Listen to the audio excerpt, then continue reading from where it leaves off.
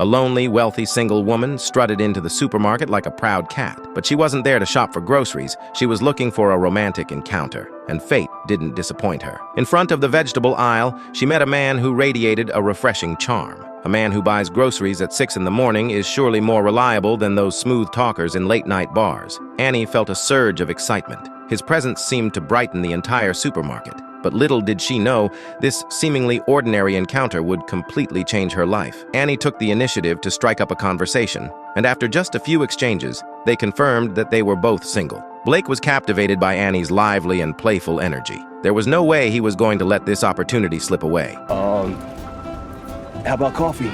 I can do coffee.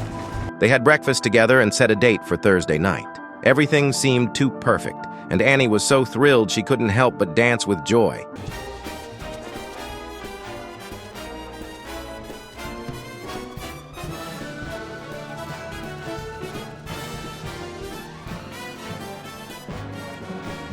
But behind her seemingly perfect life, Annie carried a secret no one knew. Just moments ago, she was flirting in the supermarket, full of life and energy. Now, as if someone had flipped a switch, her world dimmed. It was like she had suddenly run out of battery, her body drained of all motivation. The vibrant, carefree girl from earlier had disappeared, replaced by someone trapped in a deep melancholy. She lay in bed, motionless, for days. Then, right on schedule, Blake called for their date. For someone else, going on a date with a man she liked would have been exciting. But for Annie, it felt like dragging a lifeless body to an event she had once looked forward to. When Blake gave her a gift, she barely reacted, slipping it into her pocket with a blank expression. The girl sitting across from him felt nothing like the radiant, cheerful woman he had met. She looked like she was on the verge of tears the entire time. Confused, Blake asked what was wrong. Annie brushed it off, saying she had a cold. And just like that, what could have been a magical evening turned into an absolute disaster. This terrifying cycle had been part of Annie's life since she was 15.